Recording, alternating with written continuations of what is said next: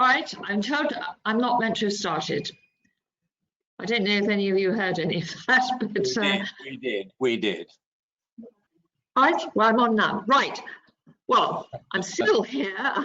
I'm still Baroness Symons, and I chair the Arab-British Chamber of Commerce, which is a great honour. And we have a great panel today assembled. My colleague, the CEO and Secretary General of the Arab-British Chamber, Mr. Bandar Reda, is with us. We are delighted that His Excellency, Mr. Abderrahmane Benguerrah, who came to us in London as ambassador in 2019, is also able to join us.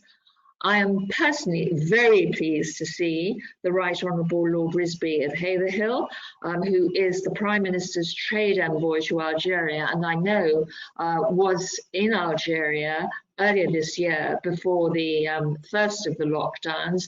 Great pleasure to see you, Richard. I should also, for the sake of the rest of the company, we can remind ourselves that Richard and I were at the same great university together more years ago than I can remember. We were both at Cambridge at the same time. I'm delighted to see Lady Olga Maitland, who is chairman of the Algerian British Business Council since it was launched in 2005, and who I think has an absolutely unparalleled record in the amount of business that she has facilitated between this country and Algeria. My congratulations to her for everything she has done. She has been a really tremendous ambassador for this country in trade terms. We also have Mr. James Fielder, who's the CEO of HSBC Algeria. He's had extensive experience around the world, having worked in Asia, Europe, and the USA. And we have Mr. Yassine Bouhara, who's Vice President of the Algerian Chamber of Commerce and Industry in France, Vice President of the Algerian Business Council at the Dubai Chamber, and on the advisory board of the Algerian British Business Council. So he too has a fantastic record of facilitating trade around the world. Colleagues, I'm very sorry to have to tell you that Mrs. Safia Kouiret, who was meant to be with us today and who, as you will all know, is the director of the National Agency of Investment and Development, cannot be with us. She has suffered a bereavement. She sends her apologies, and I'm sure we would all wish to send her our deepest sympathy in her loss and our condolences to her. Thank you. Well, on that opening note, here we are in very odd times. We were mentioning before we had the 2-minute silence that maybe our fortunes are going to change over this ghastly pandemic that we've all been living through, and that just possibly we have now a real glimmer of hope in the development of a vaccine, and let us all hope that that will be something that can be distributed worldwide when it's further developed, and that we will be able to meet each other in person and talk in the usual way. But in the meantime, we're very lucky to have the sort of technology that does allow us to keep in touch. We too, of course, in the United Kingdom have the interesting other aspect to our trading uncertainties at the moment, quite apart from the pandemic, which is our impending leaving of the European Union.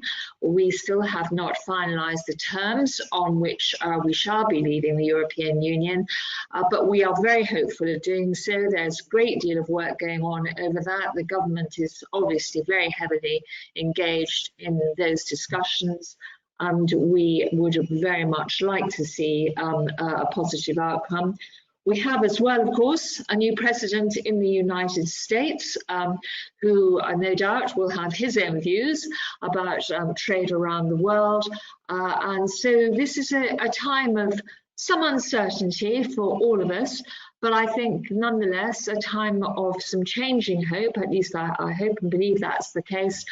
And what we do know is that we need to trade with each other, and we need to trade with each other as openly and as liberally as possible in order for all our economies to work and our people to prosper.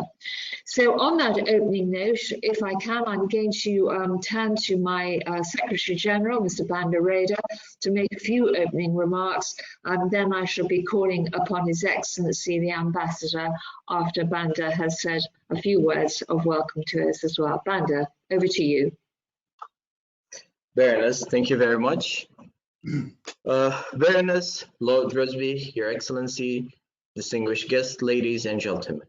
On behalf of the Arab British Chamber of Commerce, it is a true pleasure to welcome everyone to this Algerian Ambassadorial Roundtable. We are honored by the presence of His Excellency, Mr. Abderrahmane Benguerrah, the Ambassador of Algeria to the United Kingdom. We thank also the Right Honourable Lord Risby, the British Prime Minister Trade Envoy to Algeria, for being able to participate in our discussion today. I would like also to extend my thanks to Lady Olga and each of our distinguished speakers who have kindly agreed to share their insight into the business and investment opportunity in Algeria and the prospect for closer collaboration. This is a very high-powered panel, and I'm into no doubt that everyone is keen, as I am, to listen to your contribution and to learn from the considerable experience and expertise gathered here today. Ladies and gentlemen, at the largest country in Africa and one of the largest in the area, Algeria has enormous potential and is extremely attractive destination for investors and exporters. The country boasts huge mineral resources alongside oil, gas, extensive modern infrastructure, and highly educated population. There is a tremendous opportunity for expanding the exchange of goods, services, investment between the UK and Algeria, both sides eager to deepen their relationship, which has been no mean reach its full potential. We can look forward in optimizing toward a significant strength of relation between the two people of our nations. The Chamber is dedicated to play its part in building a strong UK-Algerian cooperation, laying particular emphasis on supporting our private sectors and entrepreneurs and enterprises.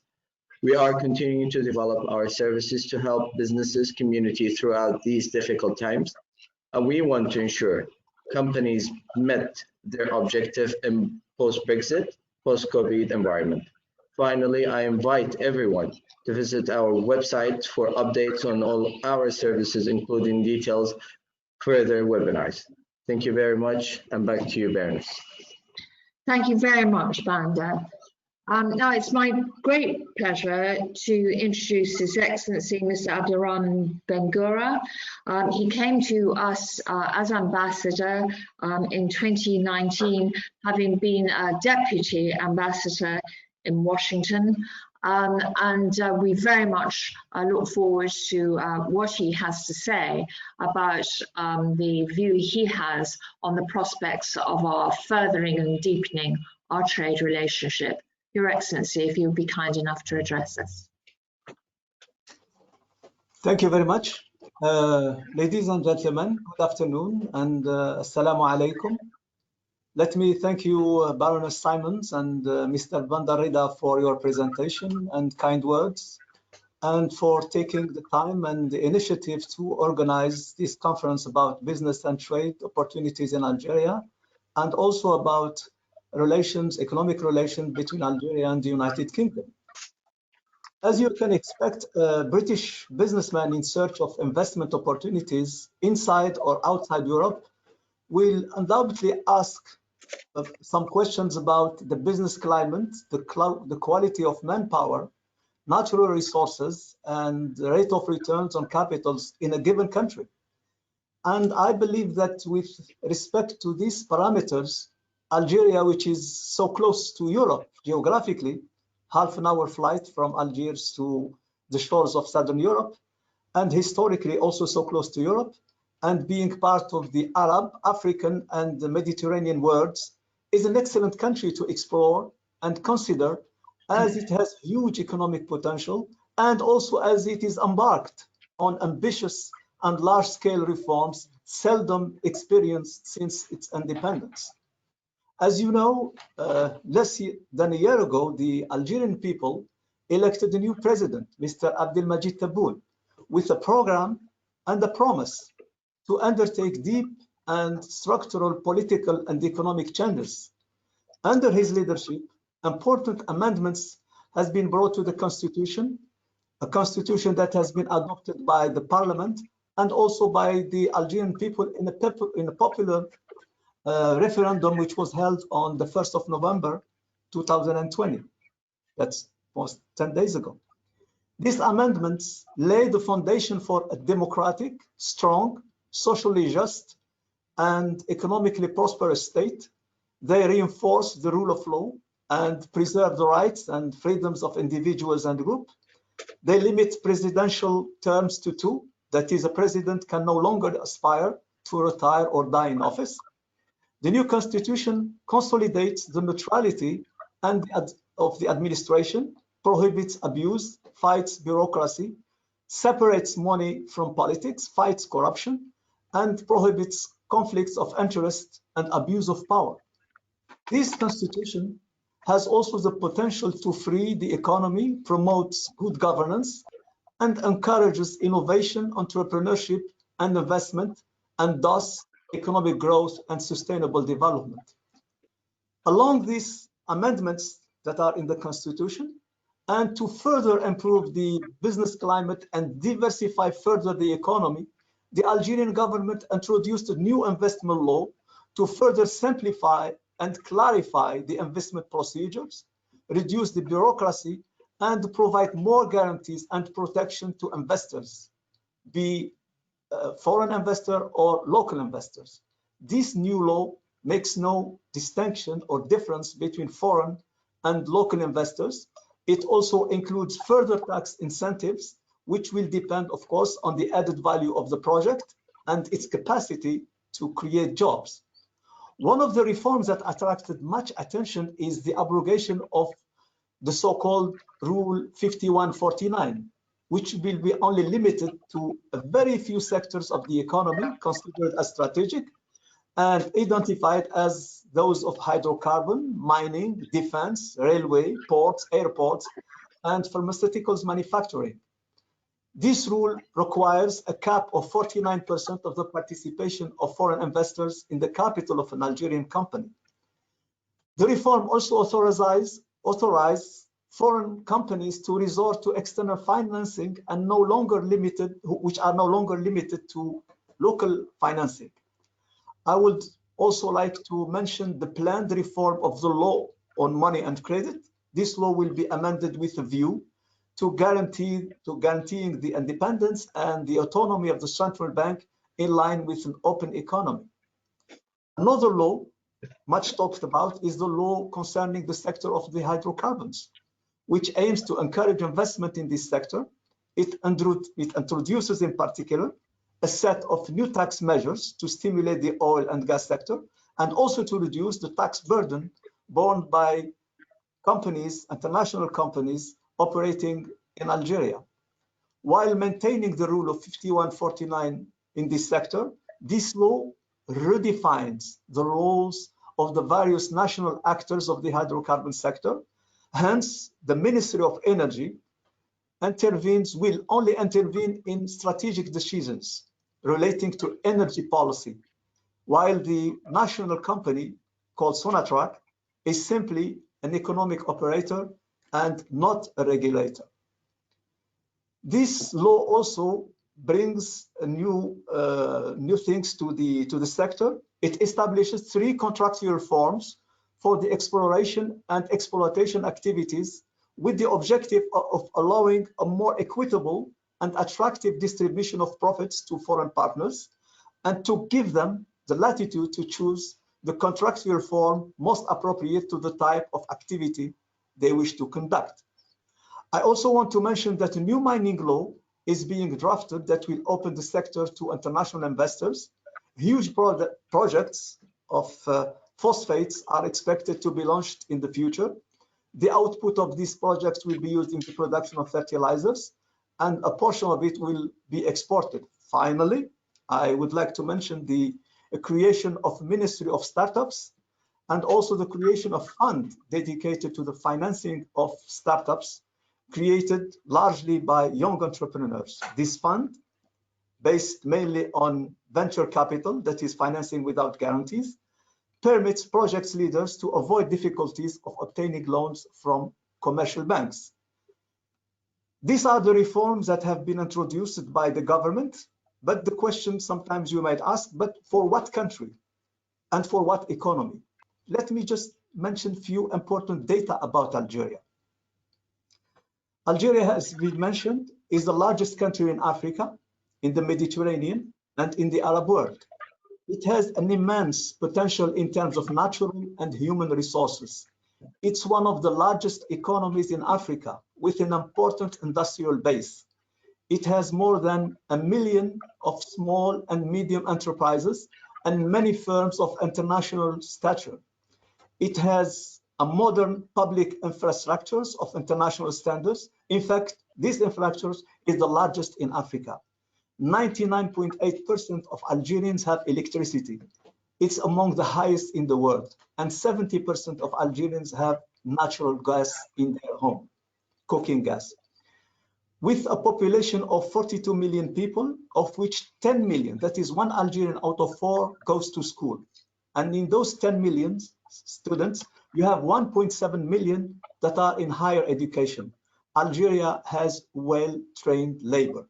The minimum wage in Algeria is about 180 euros a month, keeping in mind that a euro in Algeria is worth more than 5 times its value in Europe in terms of purchasing power.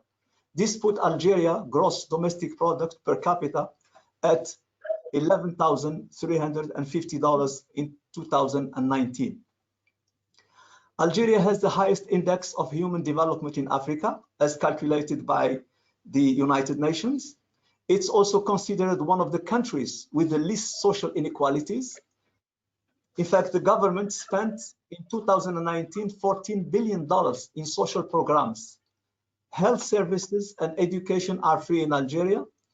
The 1.7 million university students mentioned above not only do not pay for their studies, but have free housing, free meals, free transport, and a small revenue paid by the state. Even though Algeria has been experiencing for the past years a fall of its oil revenues, which constitute a large part of its economy, of its income, and is facing the huge challenges posed by COVID-19, its macroeconomic parameters remain relatively positive and stable, with 2.6% GDP growth in 2019, a rate of inflation of 2%, an unemployment of 12%, foreign exchanges reserve at $57 billion, and an insignificant foreign debt. Now, as far as the bilateral relations between Algeria and the United Kingdom, as far as economic relations are concerned between the two countries, Algeria considers the UK as an important partner with whom it wants to build strong and strategic partnership in all sectors of the economy of common interest. In 2019, the bilateral trade was approximately $2.9 billion. Algeria exporting about 2.4 billion in oil and gas and importing 500 million or around $500 million of British goods and services.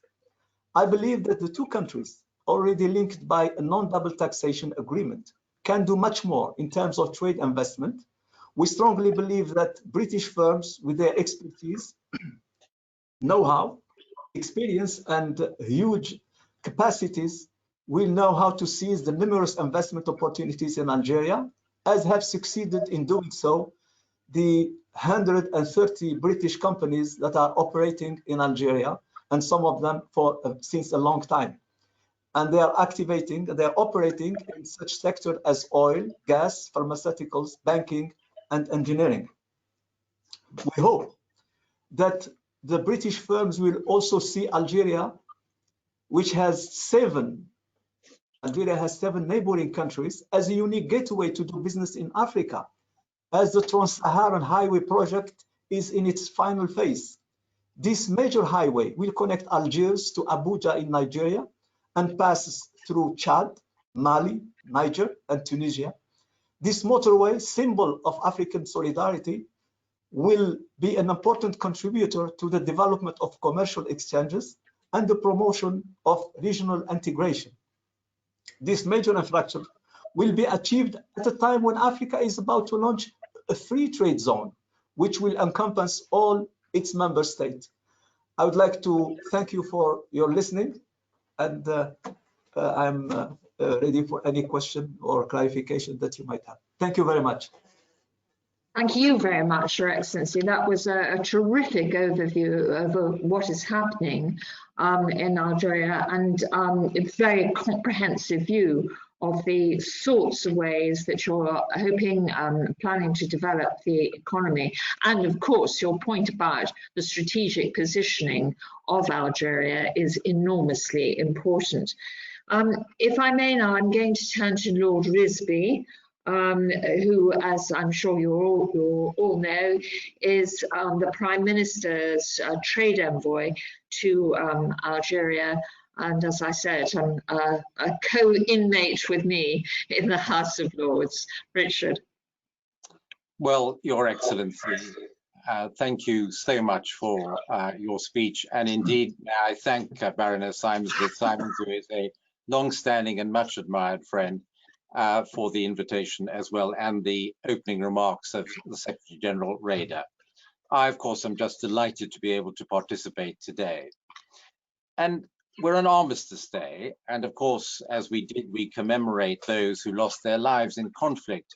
And I would just like to mention something that happened to me in Algeria 3 years ago, when it was a very moving and emotional moment. I participated in the celebrations of Operation Torch, which took place in Algiers. And Operation Torch led to the liberation of Algeria during the Second World War, was a major turning point in the war. And I just wanted to say how many Algerians lost their lives in that conflict. And I would like to take this opportunity of paying tribute to them and their contribution to what happened in the Second World War, happily in the end. Now, we have a long history. It goes back 4 centuries, and we have great pride in that long-standing relationship. But I believe that Algeria is today at a turning point. Hydrocarbons have been the bedrock of the economy, and indeed, Algeria has been an excellent supplier of LNG to us for more than 50 years. They're now fully committed to renewables. But I would just like to say that in this sector, British companies continue to invest heavily. And last year was a banner year for us. My good friends at Petrofac won a $1 billion contract for procurement and construction in the enormous Antilla gas field coming on stream in 2022. And for years, our ambassador in Algiers, Barry Lowen, and I encouraged and nurtured Sunny Hill Energy, who have committed $600 million for drilling and testing there, creating 3,000 jobs. But in my recent visits to Algeria, the government and business leaders have made it clear of their commitment to a new economic approach with economic and business diversification. And they are looking to harness the impressive energy and ambition and technological capabilities of the young population, and they're right to do so. I've had the opportunity of meeting young Algerian entrepreneurs who have started remarkably successful state-of-the-art businesses. And developing human capital is part of our bilateral relationship. We share expertise on effective education, which promotes employability in the 21st century, and offering English language training now so widespread. So I'm delighted that the British Council, the British Institute, the British Study Centres and universities like Robert Gordon University, the Northern Consortium of Universities, the Imperial College London are active across Algeria with Algerian partners. And today is also a very important day because formally an all-party group is being established in our parliament specifically for Algeria to link up with the friendship group in their parliament and indeed linking up also with the activities undertaken in the Algerian parliament by the Westminster Foundation for Democracy. So our vision is to extend the opportunities for spreading our education and English language and to share it with our Algerian friends. And I'm particularly proud that after many years of planning, we have just celebrated the opening of the first British school in the country. And our vision is very clear, to have more British schools to open in other cities, and I stand ready to support UK companies in this endeavour. Now, building on the talents of their people, the Algerian government is starting to diversify its economy by developing new industries, supporting startups, and promoting a knowledge economy. And priority sectors in this diversification strategy include agriculture, renewable energy, pharmaceuticals, digital, mining, financial and professional services. Now, we are one of the world's most successful trading nations with global networks which complement Algeria's own, and that's particularly true across Africa. So as Algeria's entrepreneurs explore new markets in Africa, which is their stated ambition, and beyond, UK companies offer complementary technology, investment, experience, and expertise, which can deliver mutual gain. I was pleased to see that at the early part of this year, we had Algeria attending the Africa Investment Summit hosted by our Prime Minister, and the Minister of Industry from Algeria led an impressive delegation, and I believe that also added to the foundations of our bilateral relationship. And I was delighted to hear yesterday that there will be a repeat of this next year.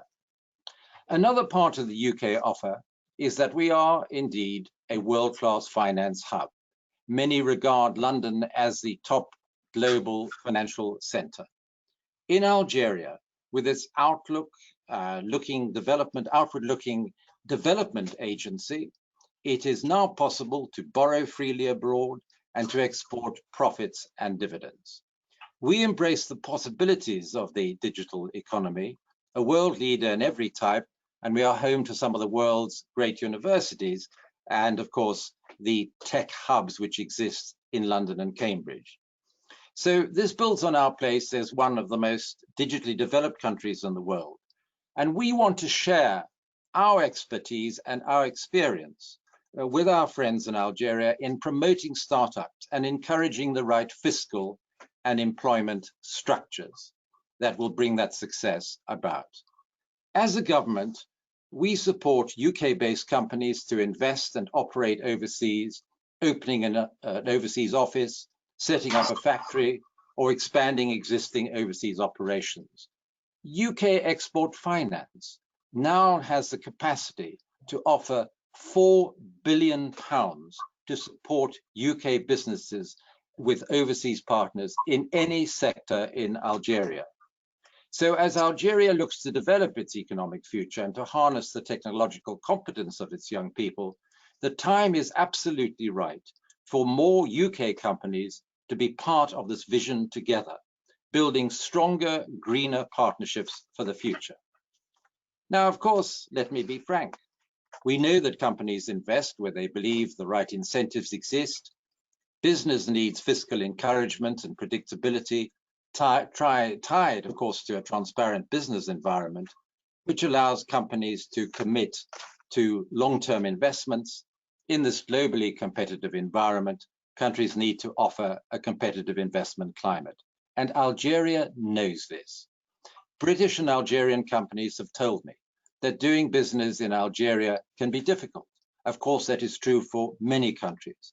But they also tell me that the rewards that Algeria can offer can outweigh the challenges. And they also see a country that is changing, and as it does, is opening new business opportunities for UK companies with specific and new incentives. Therefore, I was greatly encouraged by the recent announcement by the Algerian government of a range of new incentives and a review of the current legal framework in their economic and social recovery plan to encourage foreign investment. At the same time, let us never forget the challenge of climate change. And that as well, the UK is leading international efforts.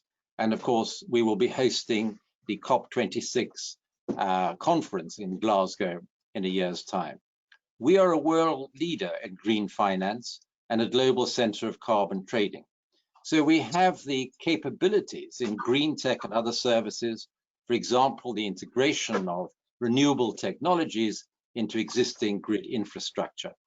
And as Algeria pursues its energy transformation, much focused on renewables, the British government and British businesses are ready to accompany it, sharing our technology, expertise and experience. There is a huge opportunity for furthering commercial relationships. So all of those who are business leaders listening to this discussion will know that it is the potential which counts, and I believe that that is materially happening in Algeria today. So let me assure you that I and colleagues in the British Embassy and in the Department of International Trade offer practical help. The DIT team is ready to assist British companies with information, introductions, and other support. We are working with Algerian partners to identify specific opportunities and to alert UK companies to them. They are finding new ways to use their presence in Algeria to help companies to follow up specific leads and develop partnerships. So if I would just say in conclusion, I believe we are at a turning point. I am filled with optimism. I'm looking forward to my 20th visit to Algeria as soon as possible. But in the meantime, I profoundly thank ABCC for today's event.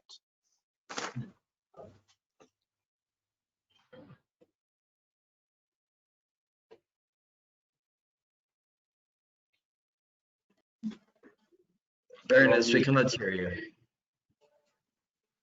It's muted. You're muted. We can't hear you. Okay. I don't. Can somebody unmute me, please? You're back. You're back. I am back. Okay. Thank you very much. No thanks to me. It has happened magically. But what I was saying, thank you very much, Richard, for reminding us about the access to UK export finance, and also, of course, to COP26 next year in Glasgow. Really important staging points for us, I think, that are on our horizon. May I turn now to Lady Olga Maitland, who is, of course, the chairman of the Algeria British Business Council, and I think has been second to none in the amount of work and effort that she has put in over the very many years that we have known each other, Olga, in ensuring that the trading relationship with Algeria stays as lively and as exciting as it can be. You've done terrific work, and I'm sure everybody who's participating today is very aware of that. So if you would be kind enough now to talk to us a little further, that would be great. Thank you. Well, what a real pleasure to take part in the webinar today, but really a huge thanks to His Excellency for setting the picture really into the correct context. I've had great pleasure in working with the ambassador. I enjoy his optimism, and I share the optimism. And I share the optimism across the board. Now, I've been involved with Algeria for 17 years. I have seen a lot of change, and I have seen the private sector grow. Now, it could be said that the private sector has grown almost despite itself, but it has. And what I view with great enthusiasm are the commitments by the government to reform its economic sector, its financial services sector, the hydrocarbon sector, and to move on. I think next year, 2021, will be an incredible post-COVID positive year. And I'm certainly looking forward to racing back to Algeria, because I have had any number of companies be in touch with me saying, my frustration is I can't get to Algeria. I can't reach the people I need to meet. But what is interesting is that Algeria is a country with incredible opportunity for companies. There's no competition. The British are definitely there. We're respected and we're trusted. And I think this is very important. We don't have an unfortunate history. And indeed, we have a very good relationship with both with this is for the Business Council, both with the embassy and indeed with government as a general.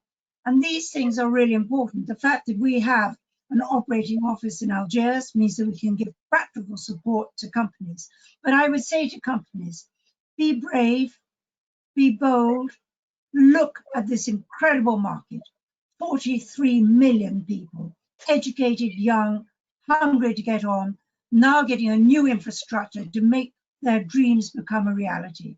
So my feeling is that I really look forward to the kind of confirming and application of all the ideas and dreams the government put forward, because what a difference it will make.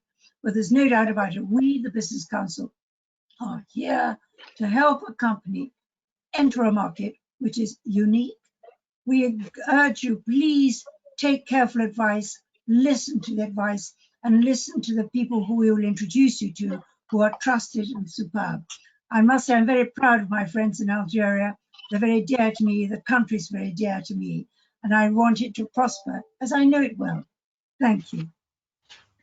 Thank you very much, Olga, and thank you for everything that you've been doing for the last 17 years. May I turn now to Mr. James Fielder, who has, I think, been now in Algeria for a couple of years, for 2 years.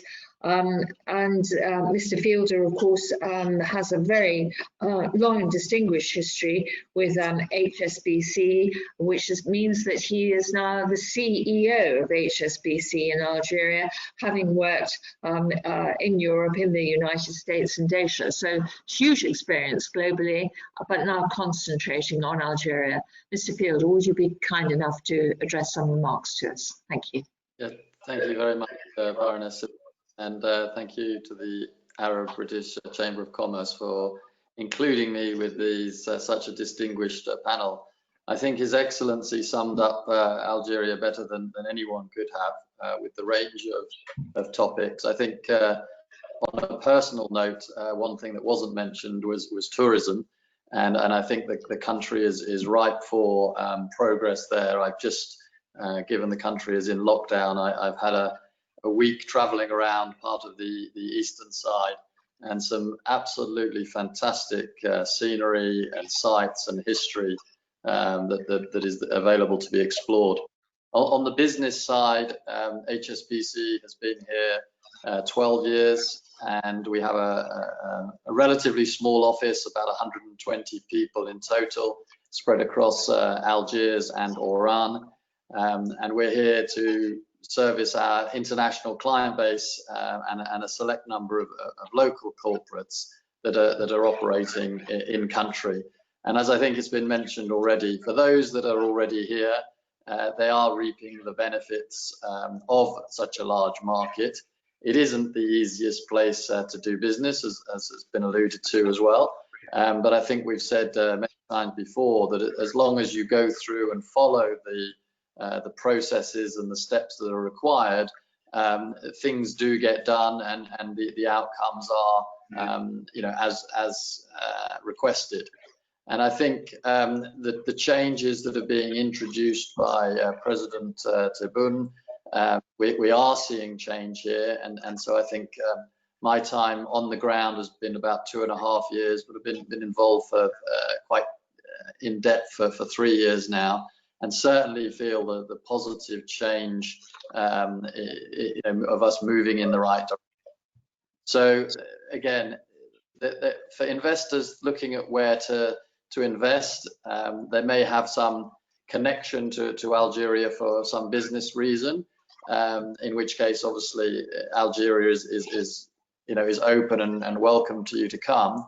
For those that are considering more general expansion, then obviously Algeria has to compete with or the other opportunities that you as a business owner can choose. And I think there are some natural advantages here in Algeria, and there are also some challenges. But as many of the companies that are here, and I think it was Lord Risby who said, tell us time and time again, when we meet with the sort of British business group or with Lady Olga's ABCC, we are.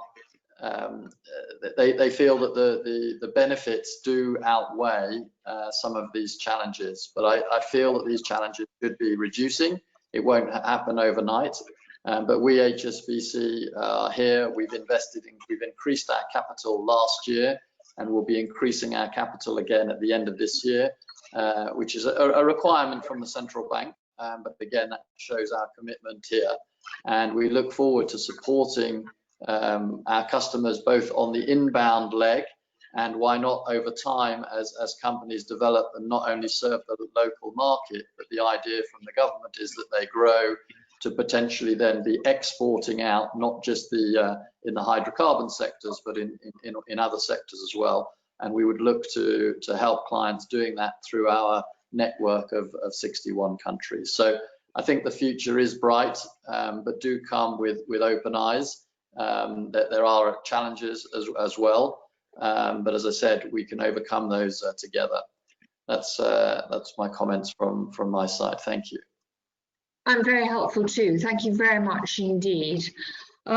May I turn now to our final speaker, Mr. Yassine Bouhara, who is the Vice-President of the Algerian Chamber of Commerce and Industry in France, and Vice-President of the Algerian Business Council at the Dubai Chamber, and of course on the advisory board of the Algerian British Business Council. Mr. Bouhara, would you be kind enough to address some remarks to us, please? Thank you, Baroness. I'm very delighted and happy and honored to have been invited to this panel. I'd like to have a special salute to His Excellency and obviously to Lord Risby, and a very, very special thought to Lady Olga. And I think you were undermining her role between the UK and Algeria when you talked about the fact of everything she has accomplished. I think from all the countries that we operate with, the most dynamic person between two countries and a foreign country in Algeria is Lady Olga. And I think, the ambassador giving her honorary citizenship soon. I'd accept it. I have to say that the introduction by His Excellency, the Ambassador of Algeria, was the best introduction I've heard since I've started to operate in Algeria by an Algerian diplomat. So I think, you should reconvert into commercial activities, Mr. Ambassador, going forward. Nevertheless, I think a lot of things were said. I think Algeria is a country of opportunities. As Mrs. Kouiret is not part of this seminar, unfortunately, I'm going to touch a little bit on the incentives that exist in Algeria. So Algeria has a national agency for investment development. Yes. And I'm just going to say it in a straight fashion. The advantages that Algeria provides to investors are, without any questions, the best on earth. If I was an advisor to the Algerian government, I would say you're doing too much. Yes, you're giving too much. Yes, let's call it what it is. Everything is always segregated in two aspects. There is advantages at the implementation phase and advantages in exploitation. I mean, you'll be exempted from custom duty on every imported good directly involving the investment. You will have VAT exemptions, exemption on transfer duty. You will have no registration fees. You will get a land concession by the government for free, where you will have a rent that will be deducted by 90% during the implementation phase. And then you will have a ridiculously low rental cost. Yes, that will be reduced to up to 50% for 10 years. You'll be exempted from income tax. You will have no other registration costs and so on. And if, luckily, you choose to invest in the beautiful southern part of Algeria, I mean, these advantages move from exceptional to ridiculous. yes, you'll end up having, and it's like, you know, it would be crazy not to invest. So that's basically what I want to phrase. So there is a website where you can see all the advantages and the processes. It's called ANDI.dz, so ANDI.dz. You go to this website, it's in English. You're going to see all the advantages associated with investments in Algeria. And then, you know, I'll defy anyone who participates to the seminar to send me advantages in other countries that will beat Algeria. Yes. So to close on that specific subject, you have these advantages. Yes, Algeria needs to diversify its economy. Yes, but let me give you a little bit of figures, because often the country is misunderstood. Agriculture, for example. I mean, there is opportunity in the transformation. Let's call it what it is. The agriculture of Algeria is badly advertised. Yes, and the industry of transformation is poor to non-existent. Let's call it what it is. I mean, we've been a little bit lazy. We're importing a lot of things, but nevertheless, Algeria produces a lot of agricultural product. Let me give you an example. We top 20 in the world in the production of potatoes. 2018, we produced 4.6 million tons of potatoes. We are the 6th largest producer of watermelon on earth. Yes, 2 million tons in 2018. We produce barley, we're in the top 20. We produce onions, we're in the top 15. We produce 1.3 million of tomatoes, tons a year, we're in the top 20. We produce dates. I mean, obviously we have a large desert, fantastic dates as well, but we're in the top 3 of date production on earth, and we're exporting. We are the 4th largest producer of apricot in the world. Yes, in 2018, we produced 250,000 tons of apricots. Yes, the same for artichokes. Yes, we produce 125,000 tons of artichokes, as well plums and figs and many other products. So when you think of diversification of the economy of Algeria, do not assume that there is nothing. Yes, that we are some sort of a dry land, we're exporting oil and gas, and we're buying some products. There is domestic production. And yes, there is not enough transformation of these products on the ground. So to create further added value than what is produced already by our local agriculture. So obviously we could do transformation of fruits, transformations of vegetables, all kind of processing. And you will do that with substantial advantages as the one that I've provided, and an energy at a cost that will defy gravity. And as His Excellency has said, you do have engineers, technicians, people of capabilities in the countries. It's very large and diversified, and you will benefit as well from a domestic market. So to all the people that are exporting in Algeria right now, because Algeria is a fantastic market to export. I mean, each time I'm in Dubai or in the UK or anywhere else in Europe, I meet people who export in the Arab world, and often Algeria is, if not their largest market. Yes, because Algeria buys a lot of things. Hopefully this is going to change. So I urge all the people who are making a lot of money exporting to Algeria to change the process and start to produce in Algeria and use it as a base of exports as well. Yes, and I believe that there is all these opportunities. Besides agriculture, we always talk about hydrocarbons products, but Algeria has substantial mining capacity. His Excellency mentioned phosphates. Algeria has the 2nd largest reserve of phosphate on earth, around 2 billion tons of phosphates to be exploited and transformed, as we have water and gas, so we can create the entire fertilizer chains associated with it, which will catalyze, by the way, further the agriculture. There is substantial minerals such as zinc, such as iron, and there is many products that we don't even know. Exploration is an opportunity, and my understanding is around 90% of the Sahara, which is around 2 million kilometers square, hasn't been yet explored for minerals. Yes, so you have most probably the most untapped capabilities connected with infrastructure, connected with energy, where you have most probably an opportunity in exploration. We mentioned as well startup for the young people. Algeria has a burgeoning startup capability. Yes, and there is a lot of new initiative taken by the youth. The government has responded to some of the demand by setting up startup funds that will invest into the capital of companies. So we have some excitement around it. There is plenty of creativity. that is emerging, and I think there is opportunities that are substantial. Yes, it is a country that is perceived being difficult. I apologize, Your Excellency, I'm going to phrase it this way. This is an Arab country with a French bureaucracy. Yes, I mean, you cannot have a worse combination. so it's kind of tough to operate with a lot of red tapes. But you know, Algerians have become experts to navigate that space. So you will get a lot of support from specialized administrative units and consultants who know how to navigate the space of the red tape. Luckily, the government is fighting against the unnecessary red tape that is taking place in the country, and we can see a lot of progress. For example, you have now electronic registry of commerce structure. Just to give you an idea, in France, it takes 10 days to be registered at the Registry of Commerce. In Algeria, it's 24 hours.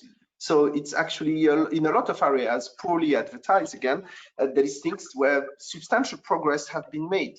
So my specific view, and I will more than agree with what Lord Risby has expressed, and as well Lady Olga, the timing is now. Yes, I believe that there is a transformation that is taking place. Algeria is key in the energy sector. I mean, we have some sort of a green energy sector because our energy, even though being hydrocarbon, is gas. And you know, in the chain of polluting and CO2 emission, gas is quasi-green. And just like to remember our British friends that the first LNG shipment commercial ever in history occurred between Algeria and the UK in 1964. Yes, 2 years after Algeria's independence, the first shipment of liquid natural gas took place between Arzew and the UK. Yes, so there is a history there. There is fundamental opportunities in what we call the energy transition to take place. Algeria has huge potential in solar energy, aeolian, and biomass, and many other aspects. We have a large Mediterranean front, which offers opportunities in fishing, transformation in the fishing industry, and so on. And as James Fielder from HSBC mentioned as well, as you know, until you visit Algeria, you cannot realize what it looks like. Yes, I mean, there is a fantastic landscape. I like to say normally that Algeria is not a country, it's a continent. I'm going to stop there, otherwise I can talk for 2 hours about the country. But what I would say is, yes, there is perception that is difficult. And for some categories of commerce, Algeria is going to become more difficult. And so I'm warning some group of people because they're going to have a tough time. Anyone who think that they can continue to export into Algeria without having a local presence are going to have a tougher and tougher time. Yes, so it's not a threat, but at the same time, I believe that there is such an opportunity to be on the ground, such an opportunity to transfer capacity of production, that it will be more specifically for people who have good intelligence of this market because they sell a lot of product to Algeria. It is time to invest into the country. And I believe that, you know, the message today is invest in Algeria. The timing is now. And among all the countries that I look at, Algeria will do great post-COVID. Thank you very much. Excellent. Thank you very much for such a comprehensive overview and a lot of thought and ideas there. I've got some questions that have been coming in whilst people have been watching this webinar, and I would like to put just one or two of them. There won't be time for many, but I would like to put one or two of them. If I may, Ambassador, one of the questions is, Algeria possesses significant mineral resources. In this sector, what are the significant opportunities for British involvement as suppliers, industrial expertise, and investors? So it is very specifically aimed at your wealth in mineral resources, Ambassador, and I wonder if you can say a couple of words of encouragement for British investments on that. Yes, you know, as just been mentioned, you know, Algeria is a continent by itself, and we have a huge territory, and we believe that is underexplored. And for the past 3 decades, we didn't really spend too much on the mining sector because it's a sector that is very capital intensive. But now the government, as you know, is embarked on a policy of diversification. And one of the sectors that has received much attention is the sector of mining. It's for this reason that we are reviewing all the texts concerning this sector. And we believe that the investment is needed in the sector that I just mentioned, which is the phosphates, because it's not only for industry, but also for agriculture. We already have 2 units of production of fertilizers with phosphates, but now we are, I think there is a big project in the eastern side of Algeria worth billions of dollars, which will be launched, I believe, with maybe next year. And of course, this is very expensive one, and it comes at a time when Algeria is experiencing, as all countries in the world, some difficulties in terms of finance because of the not only the the fall of price of oil and gas, but also of the coronavirus. But what can be said is that there is real determination of Algeria to go ahead with the development of this sector. And one of the projects that is in the short and mid-term that will be launched is the one that is on the east part of Algeria next to the Tunisian border. And it will be, I think, one of the evaluation is about $5–6 billion. Thank you very much, Your Excellency. Lord Risby, can I turn to you? The question that's been put is that given that much of Algeria's press and media is not available in the English language, where can UK executives go to find reliable, up-to-date information about the Algerian market? And can you outline any leading Algerian business websites or useful media? I imagine that's a question you're often faced with, is the language issue. Well, the language has been an issue in the past. It's no longer an issue at all in the same way, because I've talked to universities, for example, and I do speak a bit of French, but it's interesting that it was all understood. The desire to learn the English language amongst younger people is absolutely astonishing. And there are private schools teaching the English language with a huge demand. So there is a generational step change taking place in that regard. It's perfectly easy. The Department of International Trade has a website, and that will supply all sorts of information. And of course, the embassy can do the same thing. So all that information is available. If translation is required, which we've had to do from time to time, of course, the embassy will arrange to put anybody who's interested in making an investment into contact with a translation service. So this is actually less and less a problem. The real thing is this, when I want to underline exactly what Yassine said and what the ambassador said, this has huge opportunities. There is actually a deputy minister, for example, who is in charge of technology. He's a successful man himself. So what I'm trying to say is that that information is available. Any additional information, we will be very happy to follow up. I had a meeting yesterday with senior people at the Department of International Trade just about these subjects, and I'm seeing the minister at the Foreign Office about this tomorrow. We are really committed to making this relationship something important and useful, and has to provide the advantages to British investors in the country. Oh, that's terrific, and in many ways the timing couldn't be better, given that we're going to be a bit freed up to make exactly that sort of approach and advance. I wonder if I could ask Lady Olga, are branches of UK universities encouraged, in your very long and encouraging experience yourself of your relationship with Algeria? I'm being asked, what are the procedures? Are there any successful examples of British universities establishing or establishing relationships, if not as entities themselves? Well, there are indeed. In fact, the Gordon University in Scotland have good relationships with Algerian higher education.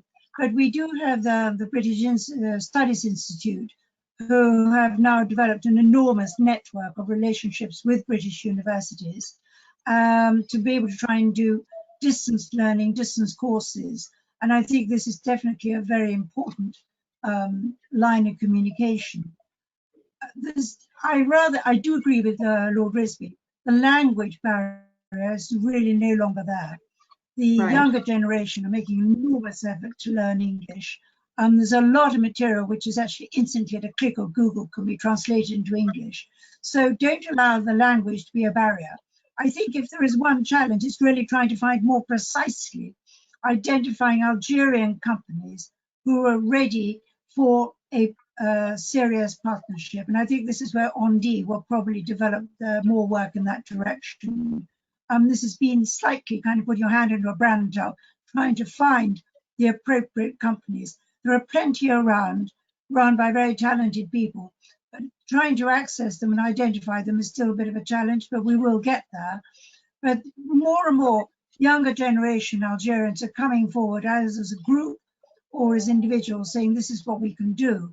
So we are trying to do some matchmaking, but I think we've got to do a lot more in identifying companies in Algeria who are really ready for these partnerships, and they are there, but we've got to get that bridge working even better. And that's why we've got an office in Algiers, we have research facilities in Algiers, so there's a lot we can do to help individual companies, and that's why I feel so positive about next year. Terrific, thank you very much for that. Mr. Fielder, I have a question here which asks, what are the steps UK investors need to take to bid for public tenders, and how does that tender process work? And what are the key sectors that offer most potential for UK firms as investors? And given that you're in the banking business, I think maybe that is a question that you may be able to help us with. Yeah, so on the sectors that are most interesting, I think there's really a wide range. Covers really pretty much everything. We have, fast FMCG, fast-moving consumer goods. Pharmaceutical is an industry where we've got some good British participation. I think Mr. Yassine mentioned earlier, now really is the time for the companies that are thinking of manufacturing and serving the local community, potentially even then exporting. It's no longer really the time for importing and resale. So although that's still available, there are the 49-51 restrictions. But across HSBC, the industries we see, it's a really wide range. The car industry is ready for more local production. Retail is open. The airlines are already here. And of course the hydrocarbons. But I think we see a real range of our customers across the whole gambit of the industry. Agriculture tends to be a little bit more, in my experience, government to sort of government. But that is also will be ripe for opening in terms of the expertise that could be leveraged from British companies. In terms of the first part of your question, the actual bid and tendering process, we're a little bit less involved with that. We'd be more involved with the companies setting up and having their operating accounts, their cash management, the foreign exchange that may need to come in or go out. And of course, our core product is the trade, mainly at the moment on the import side. But as companies start to export, HSBC's core products are, is global trade. So I think there may be better sources to answer that first part of how to apply for those tenders, and I guess they're in the tenders themselves. But we've got a team of my business team who are very much on the ground to help people come in, set up accounts. We have something called HSBC Net, which is a digital platform to allow them to see all of their accounts and all of that operating with electronic payments. And what I would say is, if you are setting up, one of the things you need to do when you set up, and we've said this before, but for anyone new to this, is that there's an initial SWIFT confirmation that you need to keep under lock and key with that initial capital that comes in to allow you to then repay dividends in the future. That's one sort of key document. But well, you know, we'd be happy to help anyone who's looking for more details. But I think in summary, all the industries are there, ready for development. I think that does help us with some of the questions we're getting about due diligence and financial soundness of any potential partners, and that's a very helpful answer you've given to a question I didn't actually put, but which nonetheless has been raised. I think I've seen Lord Risby indicated that you wanted to say something. I do, thank you, Liz. I just wanted to support something that Olga mentioned, the development agency, which is known as ANDI. The last time we did a seminar, the individual who unfortunately is not represented today was speaking in English, and you know, this was an astonishing moment. She said, you can have my telephone number, you ring me anytime, and if there's any blockage, any impediment to something that you want to do, or any explanation, I will personally handle it. I'm not sure that those who head up development agencies in many countries have made an offer like that. It's very impressive. Very impressive indeed. Can I return to Mr. Bouhara for a moment? Can you outline any success stories of British firms trading and doing business in Algeria? I mean, what I'm really being asked is there something inspirational that can be said, look, these guys did it, you can do it too? Yeah, of course. No, I'm not going to talk about British Petroleum and the entire hydrocarbon. I think this is here on a more modest level, perhaps. Because I'm not going to talk about a prestigious bank like HSBC. I'm not going to talk about GlaxoSmithKline. I'm not going to talk about any of these because they are multinationals. But nevertheless, a very small group of people, and you know, with the support obviously of Lady Olga, because nothing happens now without Lady Olga, and obviously has taken the challenge of most probably the most difficult, the most regulated, the most complicated process to put in place, which is to install a foreign school in Algeria. If you should ask me what is the most challenging thing that you could possibly do in the country, I will tell you to install a private foreign school in the country. Yeah. And as Lady Olga and Lord Risby mentioned, the school is open, yes? And so if you can install a British school in Algeria with all the complexity related to education, yes, then everything is possible. That's a terrific answer, and it was a question I was going to, the last question I was going to put to His Excellency, the Ambassador, is exactly on that point about the potential for UK-Algerian collaboration in education, Your Excellency, such as language teaching, technical education training, and schools. Is there anything you'd like to add? That's a very important, I think, link for countries to have with each other is obviously the educational link, not only at schools, but at university level too. Thank you. I think it's very important to see that Algeria is an open country. Algeria is the country of civilization. Algeria is a melting pot of civilization that are thousands and thousands of years old. You have to visit Algeria to see how the Roman empires, how the Byzantine empires, how the Ottomans, how the last one with the French, the Arabs 14 centuries ago.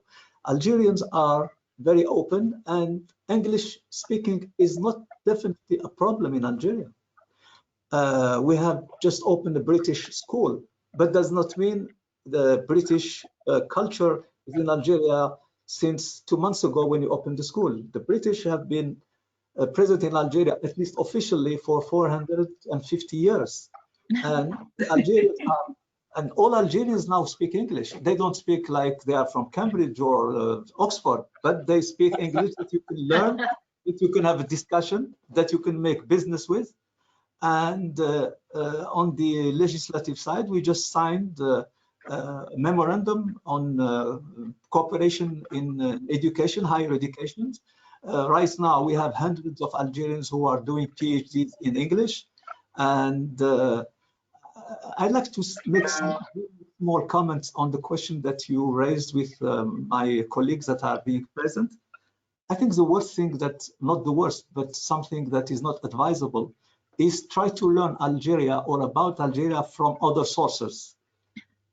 The British, if I know something about British history, is that the British are the people who traveled most in most places in the world for a very, very long time. So if the British have been present in thousands and thousands of kilometers from the UK, Algiers is only 2 hours flight from London. So they have the knowledge. They don't need to go to some countries or some so-called think tanks to learn about Algeria. I think in London, I met a lot of people who have an excellent knowledge, and you don't have to go too far. You have Lord Risby, you have Lady Olga, and you have also in Algiers, you have also some organizations that speak in English, and they know Algeria really well. And I don't know if I respond to the question with respect to the English language and the culture. Very well. Because Algeria, as this time, we are really embarked on a very, very profound changes. One of the changes and one of the diversification, we want to diversify not only our economy, but we want to diversify all the languages that we speak in Algeria. By the English language, you can't imagine how many ministers in the Algerian government who emphasized of the learning of English. I mean, English as university taught language, which is already done, but on larger and larger scale. And also on the openness of Algeria to diversify also its economic partners. And I think the UK, as has just been mentioned by Bouhara, our relations, economic relations, started in 1964, 2 years after independence. And you talk about success stories. Yes, there are a lot of success stories, and Lord Risby maybe have the correct number, but as far as I know, you have around 130 British companies operating or operate in Algeria, and they are all very satisfied, not 100%. I don't even think that a company or a businessman can be satisfied 100%. But I think if you take on the aggregate, the positive and the negatives, I think the positive largely outweighs the negatives. Indeed. Thanks. I'm just going to ask my Secretary General if he would like to make a few closing remarks, and then I think on that note, we will end this webinar, which I think has gone tremendously well. Thank you very much. But over to you, Bandar. Well, thank you very, very much. I would like to thank all of you and all the speakers today. There's extremely an excitement going on today between all the discussions and the information that we received. I was expecting, a certain level of information about Algeria, and I got way more than I expected. And I think all the audience had the same feeling. Algeria is a great country. I mean, the location of Algeria in Africa, North Africa, by itself is a tremendous treasure. Nevertheless, the people of Algeria, the education, the history, the diversity of opportunities over there. I just wanted to add one more thing. ABCC, the Arab British Chamber of Commerce, opens doors to any inquiries from any British companies or Algerian companies or entrepreneur, vice versa. We could be the link to open doors over there. We could eliminate any obstacles in behalf of the embassy and on behalf of the all the other organizations. So do please come and visit us. Our colleagues and staff are ready and available 24/7. And as Lord Risby said, my phone number is available 24/7 to be reached. And I do mean it.